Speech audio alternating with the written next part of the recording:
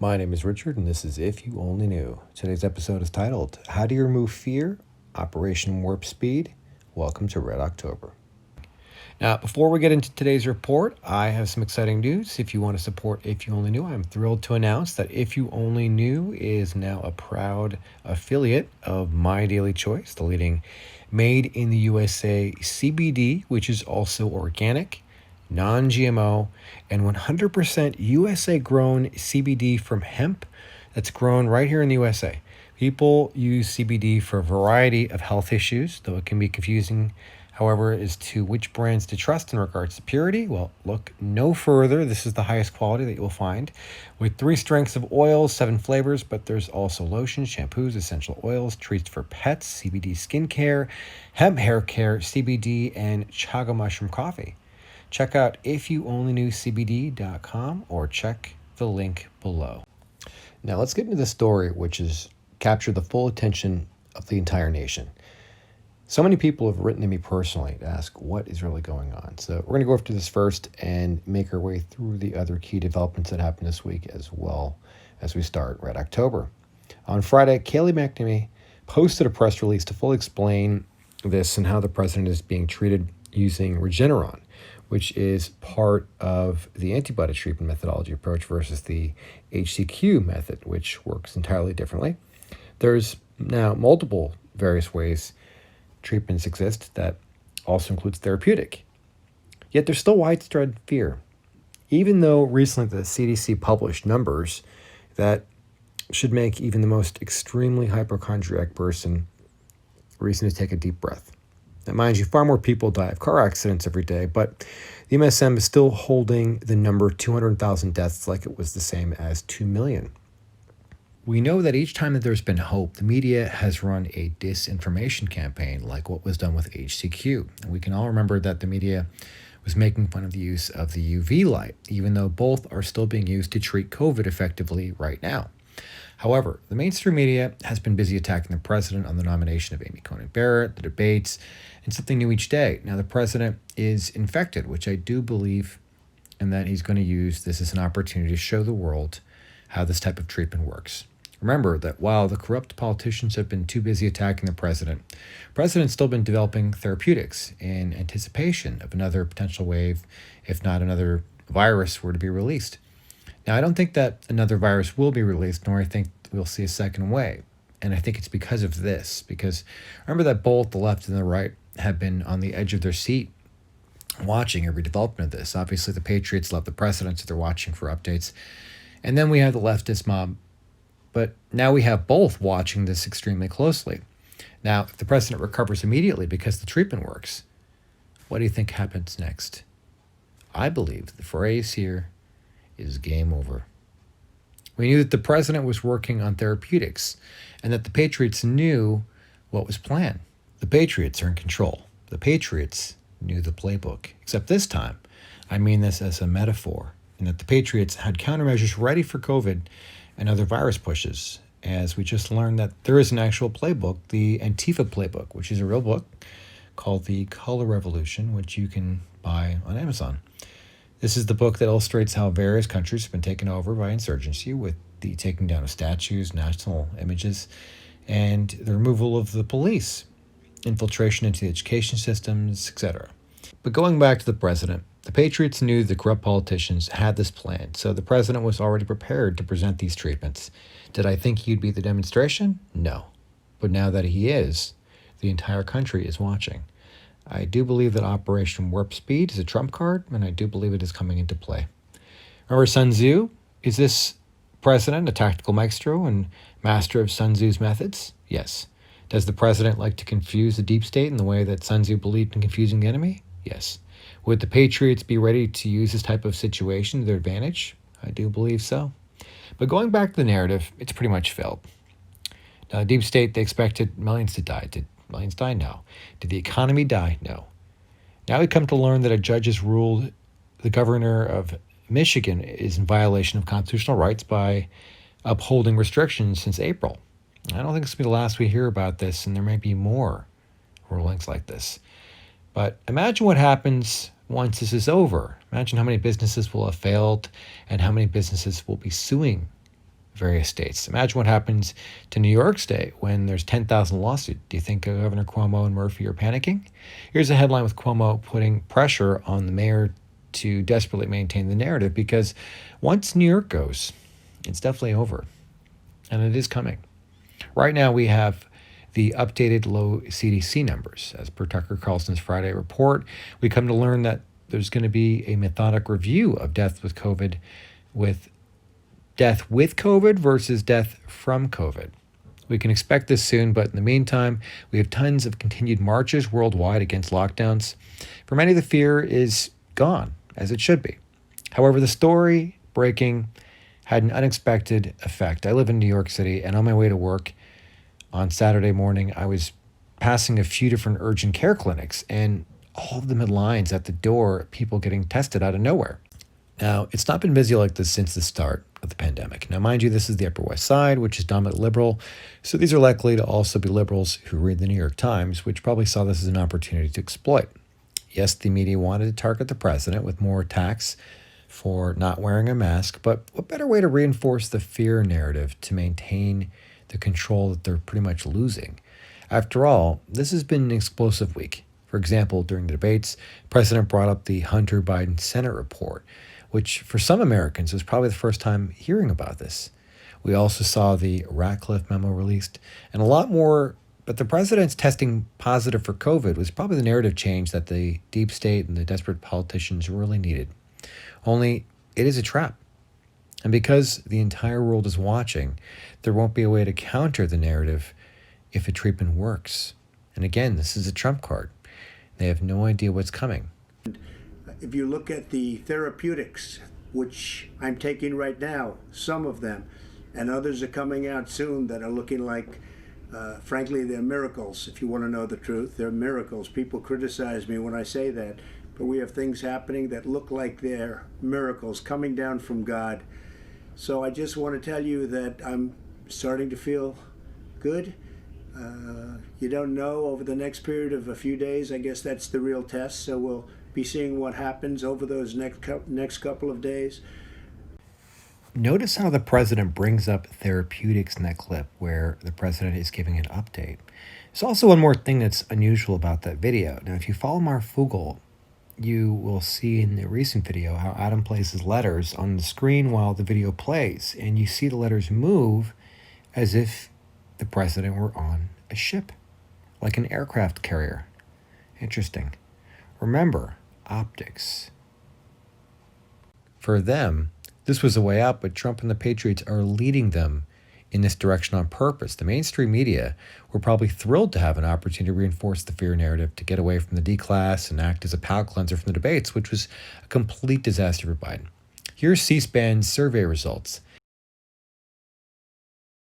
We also saw Telemundo, representing the Latino vote, also declare the president as a winner as well. We'll come right back to this topic, but to wrap on the president's condition, we know that he'll be fine, and that from the updates from the doctors have already confirmed this. Of course, there's attempts from the fake news media to suggest that it's not going well, but it's only going to reinforce to those in the media bubble only listening to the leftist news and everything leftist. If you are throughout this country, you may be in disbelief that these people do exist, but they really do. It's unimaginable. At 3 p.m. following the debate, I was talking to a coworker and asking them just, how are you? And they responded by saying, I'm just starting to feel better from last night. That's how triggered the debates left some people. Now, I don't want to be mean-spirited or poke fun at this, but they triggered the left like a knockout punch. I mean, it's incredible. But again, back to the president, the outpouring of support and public displays were a strong contrast to undecided voters. Imagine if you're on the fence and you're an undecided voter, and how this might come across to groups wishing the president death. Is this the party you want to be a part of? It's not a good look. And this is really all about battleground states. This is about an election. And in battleground states, this type of overt negative behavior is off-putting to a lot of Americans. In sharp contrast, here's something cool. Here's a large group of bikers praying for the president to return to health. And by the way, I ask that you do this as well. You can pause the video now and pray, or after the video, but I ask that you do pray for the president for speedy recovery. However, I do have a feeling that we may end up seeing the first virtual Trump rally very soon. By the way, did you see the bots and all the cryptic messages posted to the president's tweet? Now, I know some people think that these are spells, but when you read them, it's just trolling. And this is only going to backfire more and more as people watch. We saw lots of social media from everyone we know attacking the president and the first lady everywhere you scrolled, as well as in tweets which are in violation of Twitter's policy, which ended up including Tom Arnold posting Nikki Haley's cell number. Now, he was forced to delete this, but consider how biased the mainstream media is that there's been zero coverage on this. Just think about that. This is a member of Trump's administration contracting COVID and then being doxxed and having their phone number published publicly. Imagine this was Biden's team and the reaction of the media. Not only did they dox Nikki Haley's phone number, but private calls from the First Lady were released as well by CNN. Now, going back to Biden in the debates, we know that Biden has never been as coherent and precise, which Tucker Carlson pointed out. Biden declined on being checked if he were wearing an earpiece or wire. He also declined on a drug test that would highlight stimulants or anti-dementia drugs. So we really can't prove anything. Now, yes, there's definitely a lot of posts circulating, speculating to whether there was a wire or something or a wrinkle in his shirt. But we really don't know because the media is just stating the contrary without any proof. What looked like an IV on his wrist is being claimed as rosary beads. But even if it were for medicine, I try to distance myself from these possibilities because these are exactly the kind of thing that people use against people like ourselves and say that we're pushing conspiracy theories without evidence. Now, that being said, it certainly would explain another reason as to why the president was interrupting Biden, not just to catch him off guard and to fluster him and get him under his skin, but to make it harder to concentrate on reading what is being scripted to him or if he's hearing answers being told to him. Again, this is information at your own risk for you to come to your own conclusions. But on Edge of Wonder this week, Ben Chastain pointed out something interesting that I missed while watching Comey's hearing, that his eyes were moving back and forth while he was on camera, which potentially suggests that he could have been reading words being fed to him. We will come back to Comey later in the report, but going back to Biden, all this backfired. The Democratic Party does not want Biden debates again. They're in full panic mode. There's an attempt to cut off the microphones. However, according to the debate rules, nuances like this must be agreed prior to the debates, and the president has declined this request. Now, you probably heard more than your fill in the debates, but there's a few details you may not be aware. First, Hillary Rodham Clinton was planned to give commentary beforehand, and that was, of course, before the Ratcliffe memo declassed, so obviously that didn't take place. Next, there was also the mention of a manifesto. The president called Biden on this, which is on his website, that he denied exists. Now, guess what? It's here. I downloaded a copy, and I'll be reading it and presenting information on it and doing a video separately. But I will dissect it and present this again separately in another video. Also regarding Biden, Rittenhouse will be suing Biden camp for defamation, as well as the Proud Boys founder Gavin McInnes, which Biden labeled the Proud Boys as white supremacists. By the way, this is another huge misstep for the Biden campaign, as Biden erroneously labeled this group as white supremacists since they are anti-racist. If you're not already familiar, I do recommend doing some digs on the Proud Boys to learn more. It's actually an interesting read. For example, one particular initiation to become a Proud Boy was apparently to get beat up and name 5 breakfast cereals. Interesting. Another is to get apparently in a fight defending Western values. Needless to say, membership and T-shirts are probably through the roof, as Amazon attempts to block the sale of the T-shirts. While we are on the topic of the Proud Boys and racial issues, we see yet another hate crime hoax, making this a total of 3 after Bubba Wallace and Jussie Smollett. After failed attempt to push the false narrative despite the actual numbers, we come to learn 550 violent riots, $2 billion in damages, over 30 dead, and now we've learned that there's 472 police officers who've been hurt since the start of the unrest. By the way, does anyone ever even remember the taxes? Now, anyone not looking for anti-Trump porn knew that there was more to the 750 than what the media was saying. However, even if that were the case, would that have been such a bad thing? I mean, when did the IRS and paying taxes become such a cherished left institution? Or were they hoping to find evidence of something that they could link to Russian collusion? Well, the opposite happened. The Senate report came out just before the debate reporting how Hunter Biden accepted $3.5 million from the wife of the Ukraine mayor. We saw the release of the letter from the ODNI stating that Hillary Clinton was the architect behind the Russian collusion narrative. Further, The support information was submitted to Lindsey Graham for continued review and not included with that letter. Now, the mainstream media isn't touching the story, or they probably asked for the support data, but it's out there now, and it's being used to question and incriminate people as they testify before the Senate hearings. While Comey, for the most part, pled innocent and that he was not aware of any of the findings presented within the line of questioning, you can see in the end of the testimony that it became intense. Now, we knew that this was all for show, that this was for the public to see as they question each person and as they panic and as they contradict themselves, as Comey did in his statements, that we know are going to be used against the former FBI director eventually. Also regarding Comey, his daughter, as some of you will know, is the head lawyer for the Southern District who oversaw Epstein's case. She's now taking leave and handed the casework. Now, it's not clear as to what this means, but another twist to how it's all connected. Another important letter that went public was to FBI Director Wray, asking that he resign in light of the recent findings, referring to the fake Russian collusion plot.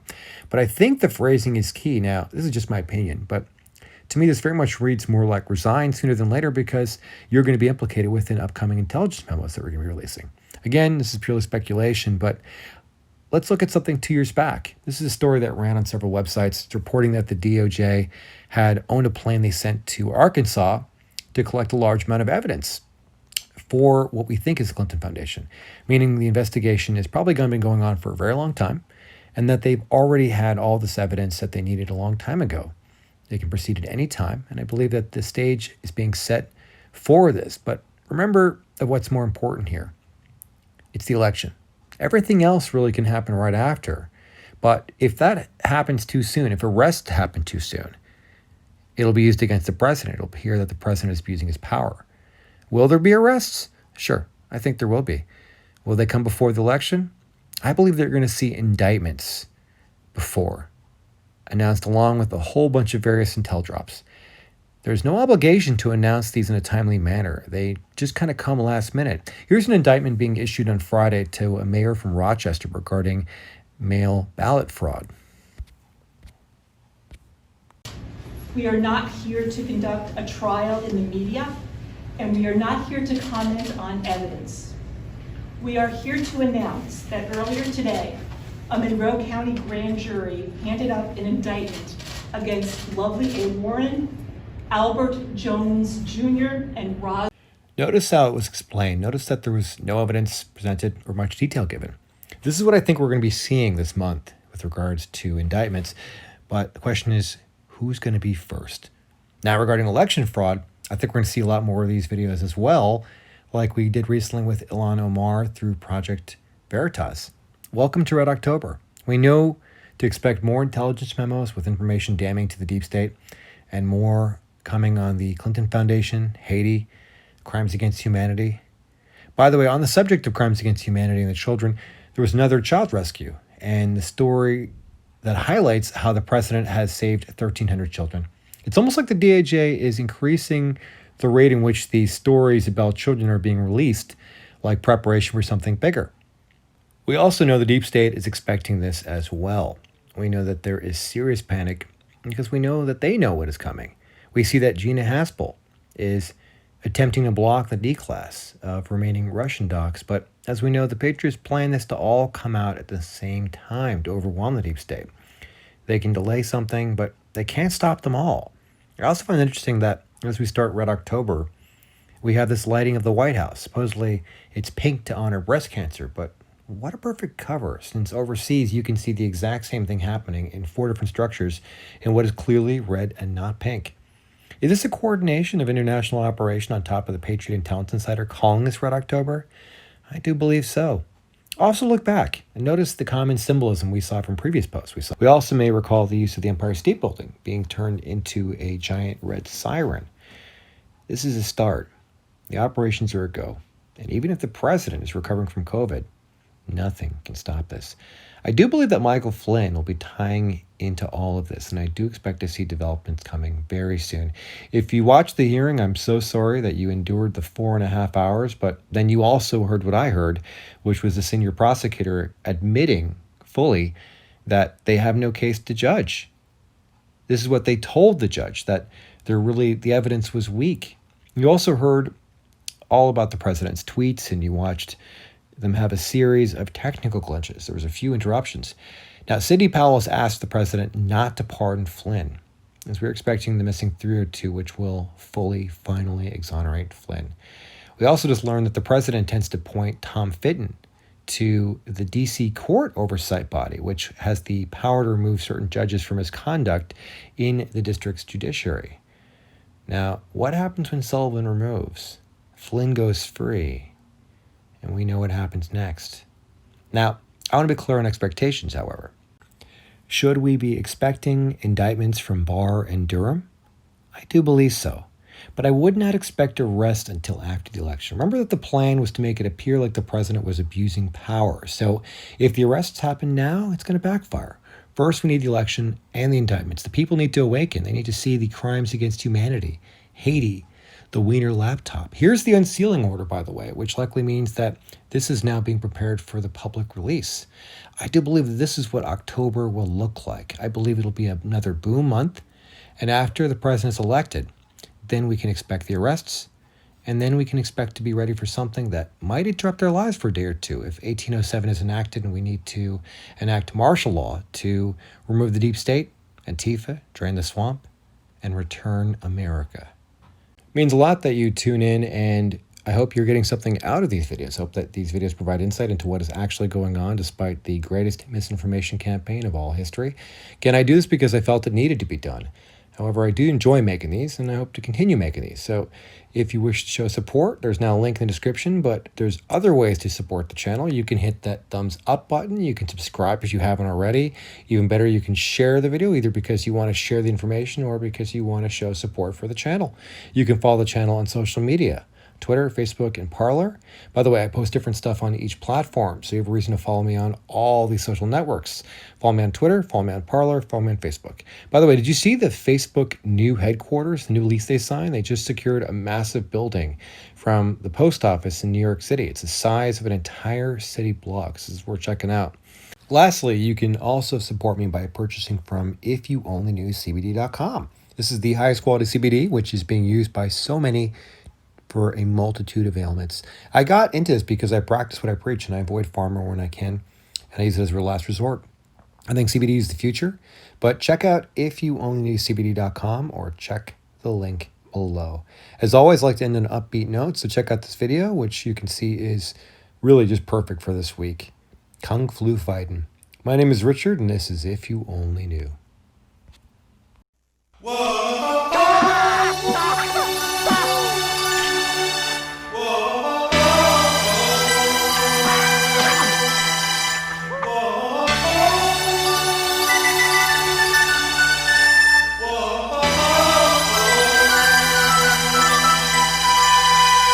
Everybody was kung fu fighting. It spread as fast as lightning. In fact, it was a little bit frightening. Trump fought with expert timing. It was a funky China virus from funky Wuhan town.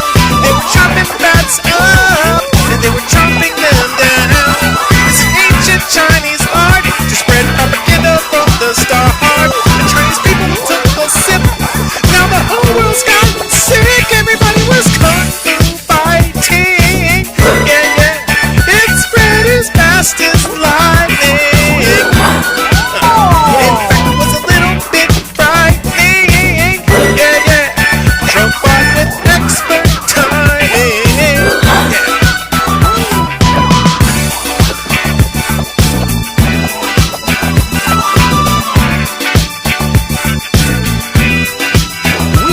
We will, I promise we will.